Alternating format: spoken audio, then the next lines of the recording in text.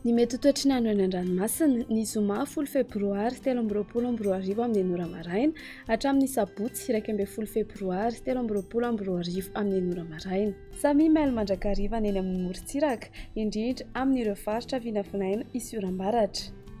Ho an'ny morontsiraka Atsinanana, Cap-d'Ambre hatrany Capest, andrahoana amin'ny Tsitokotoko, avy atsimo na atsimo Atsinanana ny rivotra ka ho 9 hatramin'ny 7 kilometatra isan'ora. Anonjaben-dranomasina avy onjy manodidina ny 1,5 metatra. Capest hatrany Mahanoro, andrahoana vitsy, avy atsimo na atsimo Atsinanana ny rivotra ka ho 9 hatramin'ny 19 kilometatra isan'ora. Anonjaben-dranomasina avy onjy 1,3 hatramin'ny 1,4 metatra.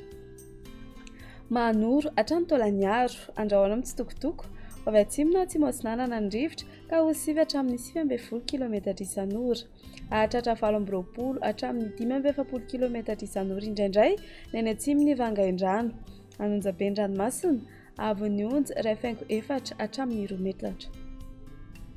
Tolagnaro hatrany Cap-Sainte-Marie, andrahoana amin'ny Tsitokotoko, avy Atsinanana ny rivotra ka ho 20 hatramin'ny 15 kilometatra isan'ora.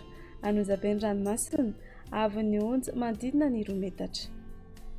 Ho an'ny morontsiraka Andrefana, Cap-Sainte-Marie hatrany Cap-Saint-Vincent, anorana tandrifin-drahona vitsy, avy Atsinanana amin'ny ankapobeny rivotra ka ho 9 hatramin'ny 19 kilometatra isan'ora. Ahatratra 20 kilometatra isan'ora indraindray. Adiny-mpanonjana anonjaben-dranomasina avy onjy 8,5 hatramin'ny 1,10 metatra.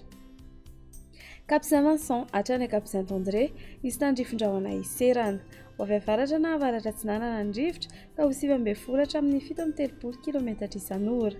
Adiny-mpanonja ranomasina avy onjy 8,4 hatramin'ny 1,2 metatra.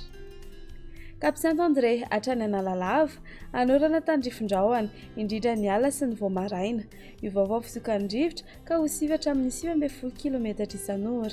Hotonina adiny-mpanonja ranomasina avy onjy ho latsaky ny 8,7 metatra. Analalava hatrany Cap-d'Ambre, anorana tandrifin-drahona mety araikotrika, iovaovao fizokan'ny rivotra ka ho 9 hatramin'ny 19 kilometatra isan'ora. Hotonina adiny-mpanonja ranomasina avy onjy ho latsaky ny 8,4 metatra.